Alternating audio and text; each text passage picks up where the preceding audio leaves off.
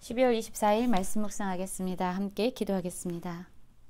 하나님은 사랑이십니다. 우리가 하나님의 사랑을 받은 자입니다.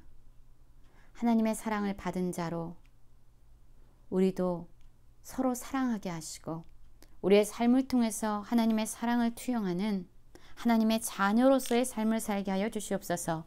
예수님 이름으로 기도했습니다. 아멘. 오늘의 말씀은 요한 1서 4장 1절부터 10절까지의 말씀입니다. 말씀을 함께 살펴보시기 전에 개인적으로 말씀을 꼭 읽으시고 묵상하는 시간 가지시기 바랍니다. 4장 1절입니다. 사랑하는 자들아, 영을 다 믿지 말고 오직 영들이 하나님께 속하였나 분별하라.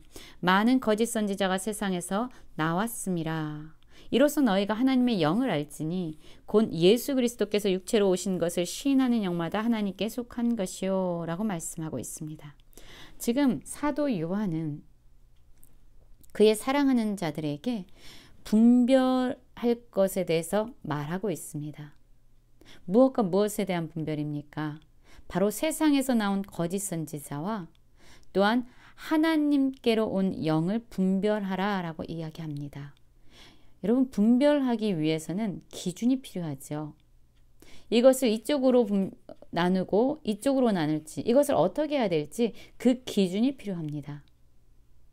그래서 이 기준을 통해서 우리는 분별해야 되는데, 세상에서 나온 거짓 선지자, 이 당시에 이 거짓 선지자들이 이야기하는 것은 바로 예수 그리스도가 이 땅에 사람의 몸으로 오신 것을 그들은 부인했습니다. 예수님이 진정한 구원자라면 그분 거룩하시고 그분은 선하실 텐데 인간의 몸을 입고 이 땅에 올 수가 없다. 왜냐하면 육적인 것은 더럽고 악한 것이기 때문이다라고 이야기했어요. 그래서 그들은 메시아 대신 예수 그리스도가 인간의 몸을 입고 이 땅에 오신 것을 부인하는 자들이에요. 그러나 여러분, 진리는 무엇입니까? 예수님은 사람의 몸을 입고 이 땅에 오셔서 십자가에 달려 죽으심으로 우리의 죄를 용서하시고 다시 부활하심으로 세상을 이기신 분이 되셨다. 그래서 우리의 구원자가 되신다라는 것이 진리죠. 그래서 지금 요한은 분별할 것에 대해서 이야기하고 있어요. 무엇이 거짓이고 무엇이 진리인지, 무엇이 세상으로부터 온 것인지, 무엇이 하나님께로부터 온 것인지 분별하라 라고 얘기합니다. 그러면서 예수를 신하지 않은 자, 예수님이 사람의 몸을 입고 이 땅에 오시는, 그리고 십자가에서 달려 죽으시고 다시 살아나시면서 우리의 구원자가 되셨다라는 것을 시인하지 않는 자, 믿지 않는 자들은 하나님께 속한 것이 아니라고 이야기합니다. 그들은 이미 적그리스도의 영이다 라고 이야기해요. 4절입니다. 자녀들아, 너희는 하나님께 속하였고 또 그들을 이기었나니 이는 너희 안에 계신 이가 세상에 있는 자보다 크심이라. 그렇습니다. 여러분, 우리는 누구입니까? 우리는 하나님의 사랑을 입은 자들이에요. 하나님의 백성이고 하나님의 자녀된 자들입니다. 어떻게 하나님의 자녀가 되었습니까? 우리의 죄를 사하시기 위해서 예수님이, 하나님의 하나밖에 없는 아들 예수님이 이 땅에 육신을 입고 오셨습니다. 그리고 십자가에 달려 죽으시고 다시 부활하시면서 세상을 이기신 구원자가 되셨습니다. 우리는 그 예수님을 믿고 예수님은 우리 안에 거하십니다. 그렇기 때문에 우리 안에 계신 예수 그리스도는 세상보다 훨씬 크신 자시죠. 세상을 이기신 분입니다. 우리는 그런 분과 함께 살아가고 있습니다. 세상에 속한 자들은 세상의 말들을 합니다. 거짓된 말들을 합니다. 혼미한 말들을 합니다. 그러나 우리는 누구입니까? 예수 그리스도 안에서 하나님께 속한 하나님의 자녀가 된 자들이에요. 우리는 하나님을 알고 또한 진리를 듣습니다. 하나님께 속하지 아니한 자는 우리 말을 듣지 아니하나니 진리의 영과 미혹의 영을 이로써 아느니라. 분별하라라고 이야기하는 거죠. 여러분, 그리스도인들에게 가장 중요한 것 중에 하나는 분별하는 겁니다. 무엇이 진리고 무엇이 거짓인지, 무엇을 우리가 취해야 하고 무엇을 버려야 하는지, 여러분, 우리는 분별해야 합니다. 무엇이 진리의 영이고 미혹의 영인지 분별해야만 해요. 4장 7절입니다.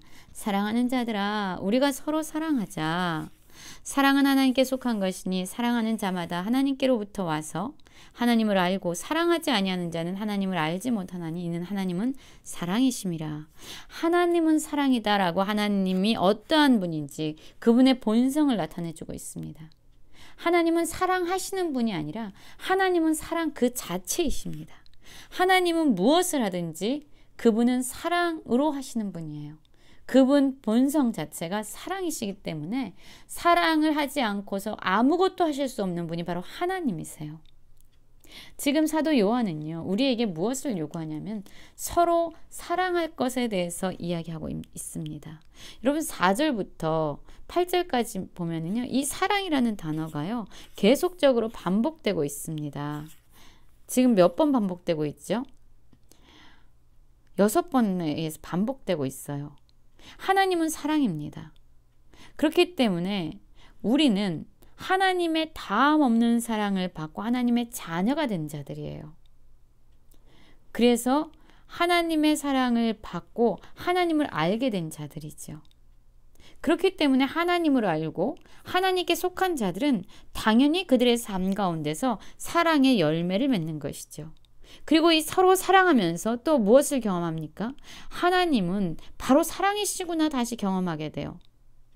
그러면서 하나님을 더 깊이 알게 됩니다. 그리고 다시금 또한 사랑을 하게 되죠. 이거는 계속 선순환적으로 사랑을 확대시킵니다. 확산시킵니다. 하나님의 사랑을 받은 자, 하나님께 속한 자들은 사랑하게 되고 사랑하면서 또 더 하나님을 알게 되고 그리고 또 그 하나님이 주신 사랑이 얼마나 큰 것인지 감격하게 되고 다시 사랑하게 되고. 여러분 사랑은 혼자 하는 것이 아니지요. 서로 사랑할 것에 대해서 이야기합니다. 그리고 9절입니다. 9절은요. 하나님의 사랑이 우리에게 이렇게 나타난 바 되었으니 하나님이 자기의 독생자를 세상에 보내심은 그로 말미암아 우리를 살리려 하심이라. 여러분 하나님의 사랑이 어떠한 사랑입니까? 자기보다 더 소중한 하나밖에 없는 아들을 우리를 구원하시기 위해서 우리를 살리시기 위해서 세상에 보내시고 십자가에 그의 생명을 내어주도록 하신 분이에요.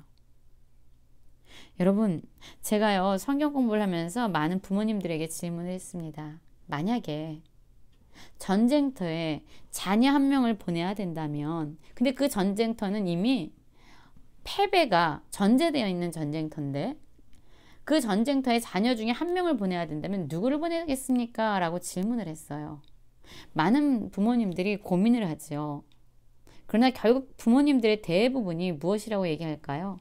내 자녀는 보낼 수 없습니다. 내가 가겠습니다. 라고 이야기했어요.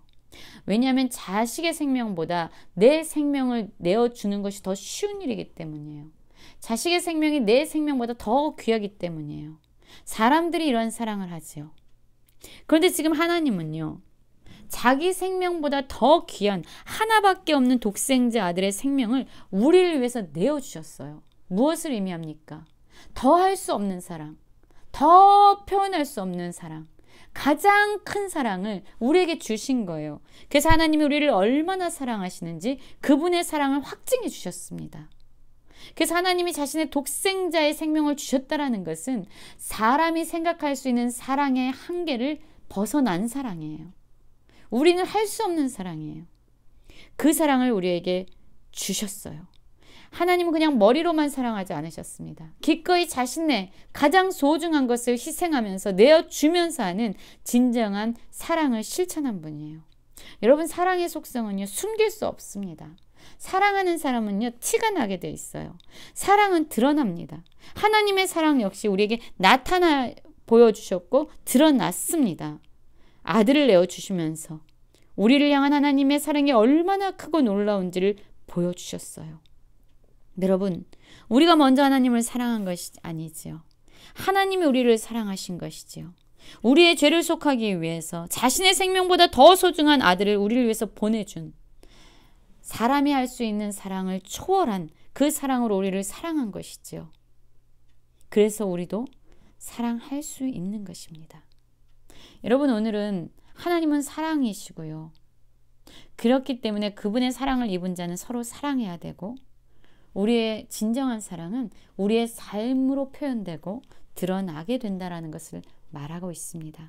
오늘 하루 하나님의 사랑을 받은 자녀로서 서로 사랑하고 우리의 사랑을 표현하고 드러내며 살아가는 모든 성도님들 되시길 간절히 기도합니다.